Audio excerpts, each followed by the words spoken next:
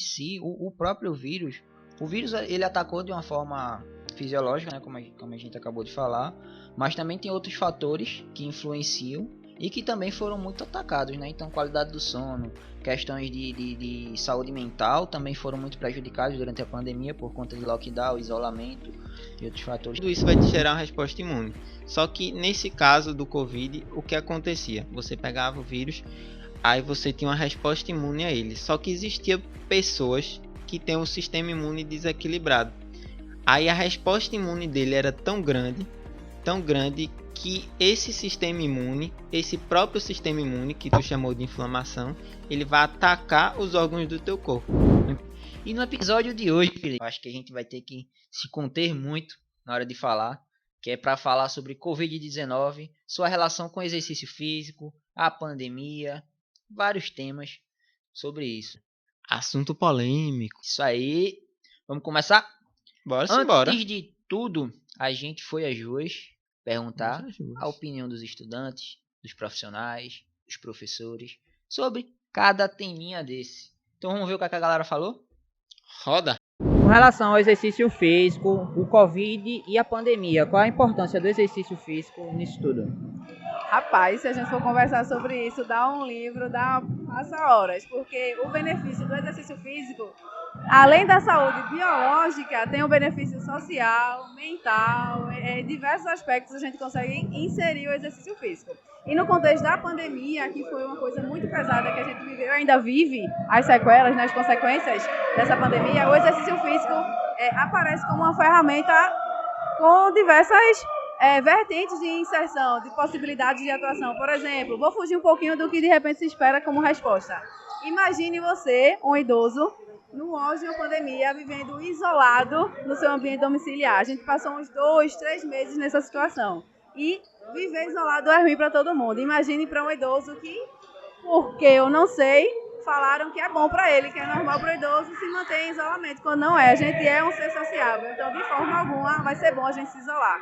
Então pense no exercício físico, no contexto coletivo, no conjunto, não precisa ser nenhuma modalidade esportiva coletiva, mas uma hidroginástica, um circuito funcional com outras pessoas. Então o benefício só de estar ali vivenciando a atividade física com outras pessoas novamente, né, fugindo um pouquinho do isolamento, já vai trazer aquele benefício no aspecto mental e, consequentemente, a vontade de estar praticando a atividade física vai aumentar. Então, além do benefício físico, biológico, de movimento, contra aquele sedentarismo, contra aquelas doenças relacionadas à diminuição do movimento, a gente vai ter benefícios contra a depressão, contra a ansiedade, e o contexto só é amplo, certo? Se a gente for conversar sobre isso, vai passar horas. Eu acho que a gente sente que a sociedade está um pouco mais sedentária depois da pandemia, mas eu acredito que a gente está aí trabalhando para ter expectativas e melhorar, né, esse rolê.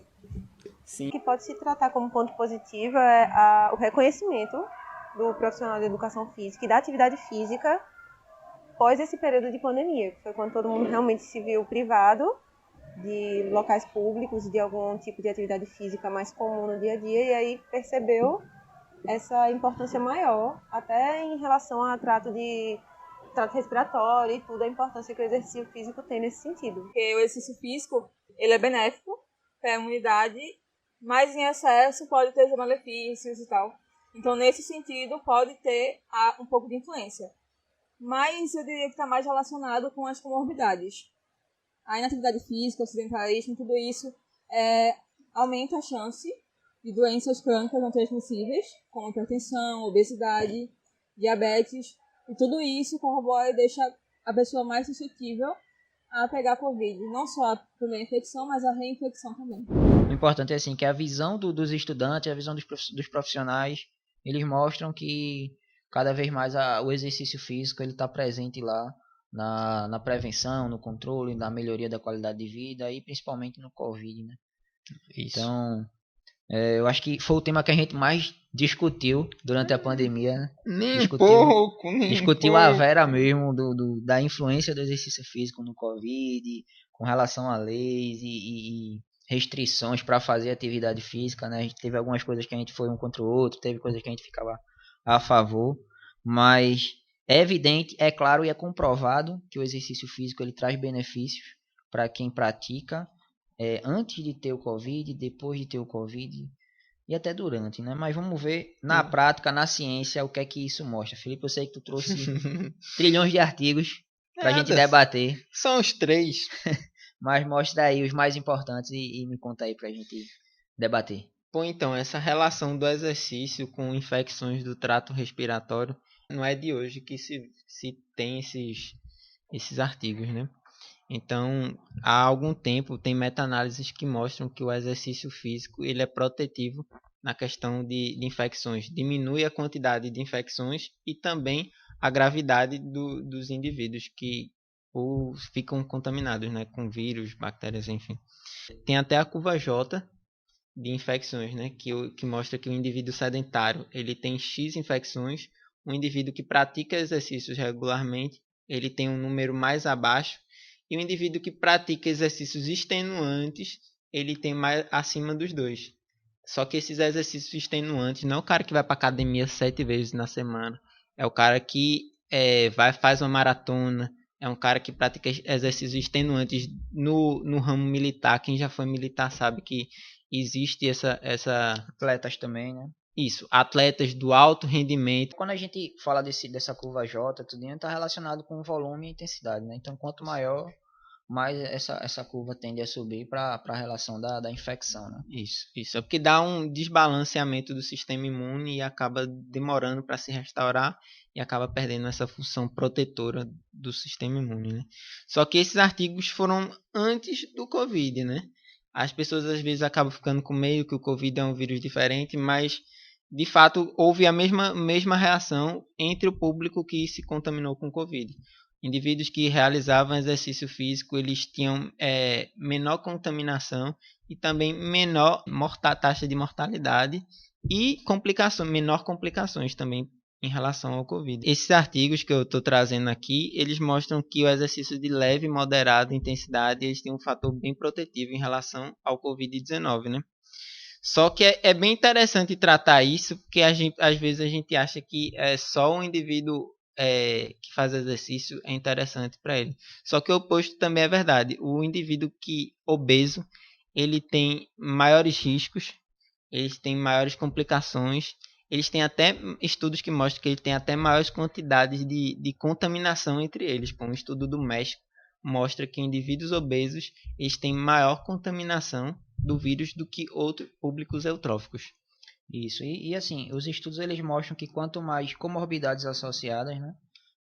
A gente já falou isso até no episódio passado com relação à obesidade, mas também tem diabetes, hipertensão, doenças cardiovasculares. Quanto mais doenças associadas esse indivíduo tiver, mais o risco dele, do grau de Covid que ele tiver ser grave, mais o risco de mortalidade. Isso tudo está relacionado e a gente pode pular até para a parte de inflamação, de imunologia, né? Falando sobre isso, que essas doenças elas vão influenciar justamente aí. Mas trazendo no ponto de vista fisiológico, trazendo a relação do Covid, como é que ele agride o corpo, né? Para a gente entender o porquê do exercício também ajudar. O Covid, a transmissão dele já é bem disseminada ao longo da população. Todo mundo sabe que se dá através de gotículas de água, da fala, né? Do espirro, enfim, para contaminar o indivíduo, e a contaminação ela se dá principalmente pelas vias respiratórias. Então, por isso que o principal órgão que é acometido pelo Covid são os pulmões. E aí, quando o Covid chega lá nos pulmões, ele tem uma das características deles é que ele se multiplica muito rápido. Então, quando esse Covid começa a atacar lá o pulmão, ele passa lá pelo pulmão, ele vai direto lá para os alvéolos pulmonares, que é a região que é responsável pela troca gasosa. Então ela vai fazer lá a troca do oxigênio que a gente respirou com o CO2 que está na corrente sanguínea, ele faz essa troca para oxigenar o sangue. Então quando o Covid começa a atacar tudo lá, aí entra o sistema imune da gente. E qual é o primeiro mecanismo de defesa do sistema imune? Ele vai tentar mandar mais líquido, mais sangue, mais nutrientes para tentar defender aquele lugar, tentar mandar mais sangue de forma que mande mais plaquetas, né? Vai tentar também aumentar a temperatura do corpo para tentar usar como catalisador para destruir essas células. Isso tudo causa uma inflamação naquela região, né? E um pulmão todo inflamado, cheio de líquido, significa o quê? Pneumonia que se dá pelo alto grau de a resposta imune do organismo em relação para o vírus, né? E aí, essa inflamação alta lá, né, dentro dos pulmões, ela vai prejudicar a troca gasosa. Então, lá dentro dos alvéolos é uma troca gasosa e aí vai estar cheio de líquido. E aí vai estar dificultando bastante essa troca gasosa. Por isso que muitas pessoas elas têm a deficiência, né, na respiração, perde a capacidade respiratória. E aí esses alvéolos às vezes também chegam a ser destruídos. E eles não são restaurados, eles não são criados de novo, né, por assim dizer. Então, por isso que também tem muita gente que pós-Covid tem sequelas de perdi tantos % da capacidade respiratória e não volta. Então, o Covid ele causa isso. E além disso, pelo fato do pulmão tá lá cheio de líquido, cheio de sangue, cheio de inflamação, esse ambiente ele é muito propício para quê? Para as bactérias. Por isso também que tem muita gente que mesmo depois de ter alta no Covid acaba morrendo porque pegou alguma bactéria e a bactéria acabou acometendo essa pessoa. Então, por isso também que muitas pessoas elas precisam de ventilação mecânica, porque como o pulmão ele fica muito pesado, cheio de líquido, a pessoa não consegue respirar e aí precisa desses mecanismos. Mas falando de imunologia, Felipe, tu que pra mim é um dos professores sobre isso, né? Tá. Explica um pouco mais isso aí do que eu acabei de falar. Tu trouxe algum artigo sobre isso? Me fala aí. Bom, então, Cris, em relação a isso, né? Eu acho que é só para deixar claro que inflamação é uma resposta do sistema imune àquele agente estressor. Esse agente estressor pode ser até comportamental, né? Ele pode ser... Tu tem uma resposta imune até fazendo exercício, tu tem uma resposta imune depois de se alimentar, tu tem uma resposta imune dormindo ou não dormindo, estressado. Tudo isso vai te gerar uma resposta imune. Só que nesse caso do Covid, o que acontecia? Você pegava o vírus, aí você tinha uma resposta imune a ele. Só que existia pessoas que têm um sistema imune desequilibrado. Aí a resposta imune dele era tão grande que esse sistema imune, esse próprio sistema imune que tu chamou de inflamação, ele vai atacar os órgãos do teu corpo. Tem um estudo bem interessante que mostra que interleucina 6 ela é uma preditora de mortalidade do Covid-19. Esse desequilíbrio do sistema imune está bem relacionado com uma variável chamada inflamação crônica de baixo grau. O que é a inflamação crônica de baixo grau? Quando as citocinas pró-inflamatórias elas estão em maior quantidade do que as anti-inflamatórias. Normalmente isso se dá por formas comportamentais. Sedentarismo, ela tem maior relação com isso, com essa inflamação crônica de baixo grau. Maus hábitos alimentares também tem relação com essa inflamação crônica de baixo grau. Estresse crônico e maus hábitos de sono também tem relação com isso, né? Interessante notar que durante a pandemia a gente tinha essas 4 variáveis durante as práticas que fizeram de lockdown, quarentena, todos desequilibrados, né? Isso. E assim, a pandemia em si, o próprio vírus, ele atacou de uma forma fisiológica, né, como a gente acabou de falar, mas também tem outros fatores que influenciam e que também foram muito atacados, né? Então, qualidade do sono, questões de saúde mental também foram muito prejudicadas durante a pandemia por conta de lockdown, isolamento e outros fatores que também acabaram agregando a um agravamento, né, na hora do Covid. Isso é uma bola de neve, né? Porque, como eu falei, esses fatores geram inflamação. Inflamação ela tem relação de causalidade com todas as doenças crônicas não transmissíveis que você puder imaginar. Isso. Ela tem relação com depressão, ansiedade, doenças metabólicas, obesidade, doença cardiovascular, diabetes tipo 1, tipo 2. Então, as práticas que a gente fez durante aquele momento geraram pessoas mais doentes. Tem até um estudo que eu vou trazendo aqui que mostra que no ano de 2020 tu teve um aumento de crianças obesas, né? Então, tu tendo um aumento de crianças obesas, tu gera mais risco para o Covid e também para outras doenças, né? Cardiovasculares, doenças como um todo, doenças crônicas, né?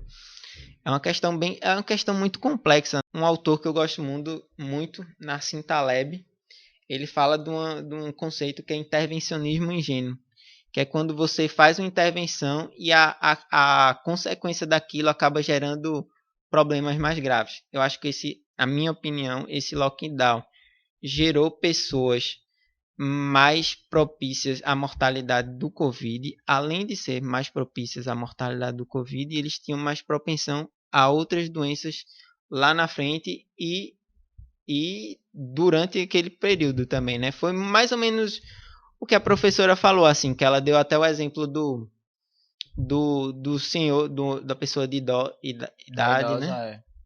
Que às vezes. Isso aí eu também vi muito, né? Eu concordo em parte com o que tu falasse sobre esse lockdown, mas realmente, por exemplo, como a professora citou lá, né? A pessoa idosa. Às vezes a pessoa idosa já está muito isolada da população, né? E aí se vê numa situação que se ela sair, ela morre de Covid, mas se ela ficar em casa, ela também tem depressão, tem ansiedade, tem outros fatores psicológicos que também podem levar ela à morte, né? Eu estava escutando até ontem um relato de uma pessoa, estava contando como é que foi na pandemia, e essa pessoa é da área de saúde, só que durante a pandemia, a pessoa falou que passou muito tempo isolado dos pais. Os pais ficaram numa casa de campo. Só que chegou um momento que os pais eles já estavam desenvolvendo depressão. E aí essa pessoa fez: eu vou ver meus pais, vou passar um tempo com eles. Vou com a consciência pesada com relação a poder contaminá-los. Mas se eu também não for ver meus pais, eles vão morrer por causa de depressão, de ansiedade e de outras coisas psicológicas. Então, são vários fatores, é complicado, é muita coisa para a gente levar em consideração. Tu falasse que o lockdown foi uma das coisas que influenciou, eu concordo muito, mas concordo também em algumas coisas do porquê foi necessário o lockdown. Então, claro, tu me mostraste também, eu lembro, diversos artigos que mostravam a influência do exercício físico, a necessidade do exercício físico, principalmente durante a pandemia, para manter a saúde mental, para manter o condicionamento do corpo, para melhorar contra o Covid. Só que aí o povo brasileiro não é feito outros povos, né? Então, eu trouxe algumas leis aqui para falar, né? Algumas notícias também. Então, mas só em relação a isso que tu falou, tem uma meta-análise que trata sobre a eficácia dos lockdowns. Aí ele traz três modalidades diferentes. Certo. De lockdown, e tinha um que é menos restritivo e que era menos ainda. Ele mostrava que o lockdown ele tinha pouco efeito, tinha baixo efeito significativo ou nenhum. Então, tipo, a gente trocou pessoas para morrer naquele momento, pessoas que vão morrer mais lá na frente de doenças crônicas, sei lá, diabetes, hipertensão. Quantas pessoas eram pré-hipertensas, viraram hipertensas nesse momento? Quantas pessoas diabéticas viraram diabéticas nesse momento? Então, não foi só isso. E criança, o que fizeram com as crianças nesse momento foi um absurdo. Um absurdo. Criança é feita para se movimentar. Criança não é feita para ficar em casa, não. Imagina uma criança que perdeu uma fase de crescimento dela, uma fase do estirão dela. O que é que vai acontecer com essa criança lá na frente? Que hoje o hábito dela é ficar no tablet, no celular. Essa criança devia estar brincando, pô. Isso aí, eu também sou muito contra isso, sou muito a favor do movimento. Sou a favor de muitas propostas que tiveram ao invés do lockdown. Mas muitas coisas não funcionam da forma que a gente espera. Eu acho que sim, teria uma solução diferente do que isolamento total. Teria que ter algumas outras alternativas. Mas assim, em fevereiro de 2020, teve a lei mostrando a obrigatoriedade do uso de máscaras. Tudo bem que tem gente que fala que a máscara não ajuda na proteção do Covid. Tem estudos que mostram, tem estudos que dizem o contra, enfim. É lei. Mandaram. Então, teve as recomendações, tá? A lei que fez a obrigatoriedade das máscaras é a Lei 13.979. E aí, em abril, o Conselho Nacional de Saúde ele proibiu aglomerações. Decretou isolamento, lockdown, para todo mundo ficar em casa. E aí, um pouco depois disso, em março ainda, Tem uma notícia lá, Covid-19, cariocas vão à praia, apesar do decreto proibir aglomerações. E a praia estava lotadíssima de gente. E a maioria sem máscaras. E aí, logo depois, picos de contaminação por conta do Covid. Então, não só em Rio de Janeiro, em São Paulo também tem a notícia que paulistanos se aglomeram no feriado para fazer exercício físico, apesar da pandemia. Sobre isso de aglomeração, é interessante olhar o que tem na literatura, né? E Sim. tem alguns estudos que mostram, que tratam sobre infecções e fatores que dificultam essa infecção. Tinha um artigo muito interessante que eu li naquele momento que mostrava que tem 4 fatores que dificultam mais a infecção. Um é a luz solar, outro é a temperatura, e outro é a umidade, e outro era a circulação de ar. Sim. Nesses 4 variáveis, as 4 na praia a gente tem aqui. Sim, com certeza. Nas 4 a gente tem Mas na praia assim, aqui. cara, eu concordo. A praia era o local perfeito pra gente liberar e deixar o pessoal fazer atividade física.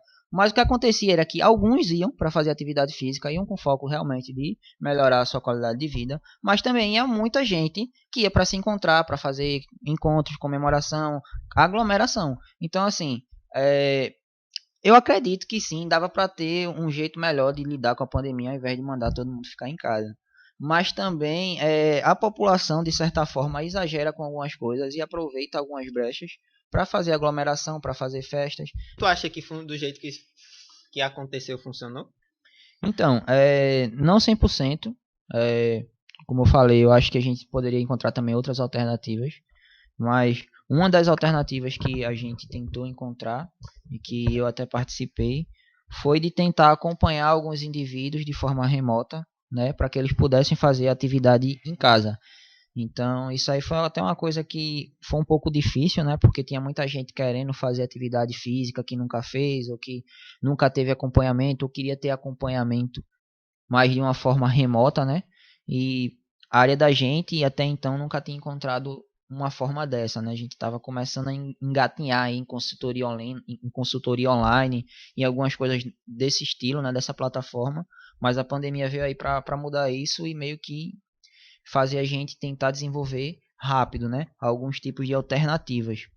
Então, lá no Hospital das Clínicas de Recife, aqui em Pernambuco, onde eu tive a oportunidade de trabalhar com alguns profissionais, nesse tempo eu era estudante de graduação ainda, eu participei de uns projetos de extensões, e um dos projetos de extensão que eu participei foi justamente sobre o Covid e acompanhar os profissionais da área de saúde que ainda estavam atuando, seja médicos, enfermeiros, todo tipo de indivíduo que trabalhava na área de saúde que ainda teve que sair de casa, precisava sair de casa, e até os indivíduos também que não estavam mais trabalhando, mas estavam em casa. Então, toda uma rede de funcionários dentro do hospital, né? Então, esse projeto de extensão a gente tentou, de alguma forma, avaliar esses indivíduos de forma remota, com o máximo de parâmetros possíveis. Foi uma coisa muito difícil que a gente enfrentou. A gente tem muita avaliação que a gente precisa estar presencial para conseguir ter um resultado fidedigno. E depois disso, prescrever algum tipo de exercício que eles conseguissem fazer em casa, e que todo mundo pudesse fazer em casa, não precisasse de um maquinário, de pesos, de halteres, de musculação, por exemplo, para conseguir fazer isso. Então foi uma proposta bem legal que a gente fez. A gente deu seguimento em 2020, 2021 também ainda deu um seguimento, apesar de uma flexibilização, né, de ser restrito, né, sair e tudo, mas teve uma flexibilização, mas a gente manteve esse projeto.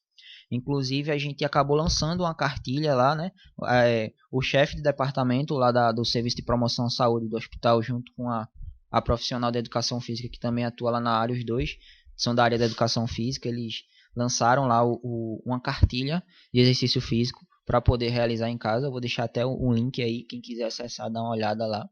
O ator das fotos dos exercícios, o cara é lindão. Sou eu não, pô, quem é? Mas aí foi uma proposta muito legal, a gente deu seguimento. Tem até um livro que eu utilizei lá quando a gente estava pensando em fazer as avaliações físicas, que foi muito difícil, né? Então, testes que a gente precisava estar perto para ver, a gente teve que adaptar e tudo, e esse livro aqui eu trouxe até ele para mostrar esse testes e medidas e avaliação.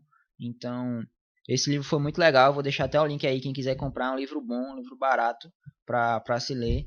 Ele fala de vários parâmetros que a gente pode avaliar e a gente acabou adaptando vários deles para tentar avaliar esses indivíduos de forma remota. Então essa foi uma proposta legal que a gente teve. Claro que é uma proposta que não abrange uma população tão grande. Então muita gente teve a oportunidade de fazer isso com a gente, mas também muita gente não teve essa oportunidade em lugar nenhum. Então acho que de uma forma generalizada a gente poderia também tentar achar outras formas de fazer isso. Inclusive teu trabalho, fala um pouquinho do teu trabalho aí, que tu também trabalha com cartilha para o pessoal fazer exercícios remotos, né? Sim. Fala um pouco aí. Não queria nem falar sobre o meu trabalho, porque meu trabalho trata sobre obesidade, né? Mas em relação a isso que tu falou, eu acho muito digno a gente falar sobre exercício físico e você ajudar pessoas através do exercício físico. Só que o que aconteceu foi uma decisão por pessoas que não entendem o que o movimento influencia na saúde das pessoas. Não é só exercício físico. Saúde, a nossa área não é só saúde, exercício físico. A gente também tem a questão de atividade física. E quando você vai botar as duas numa balança, a atividade física às vezes é muito mais importante do que o exercício físico em si. Se você passa o dia todo sedentário e fazer um exercício físico uma vez no dia, talvez não seja tão eficiente isso, né? Isso aí. Para a relação da sua saúde. Para mim, o que foi feito pelos órgãos públicos e de saúde foi uma total negação da importância do movimento para a saúde. Para mim, naquele momento, tem opiniões polêmicas. Quem defende o que aconteceu não entende os benefícios do exercício para a saúde. Na minha opinião, não devia nem estar em educação física uma pessoa. É um pouco polêmico isso mesmo. Mas é isso, cara. Assim, é importante a gente debater sobre essa temática. Claro. É importante entender que o exercício físico, ele de fato, ele promove a saúde, melhora a qualidade de vida. Tinha propostas, sim, que davam para melhorar e que não foram feitas, mas é um pouco complicado para o brasileiro também e o pessoal que lida com isso, né, que também não valoriza tanto a nossa área. É bom ver que principalmente o pessoal que a gente entrevistou já está com uma visão bem melhor sobre isso. Espero que eles também consigam transmitir isso para mais pessoas. E aí, fechou? Só queria falar mais uma coisa do exercício e vacinação. Boa, bem interessante isso. É uma coisa muito interessante. Tem um estudo bem interessante que ele fez a resposta aguda do exercício físico sobre vacinação. Não foi necessariamente com a vacina do Covid. Foram com outras vacinações. Outro tipo de vacina.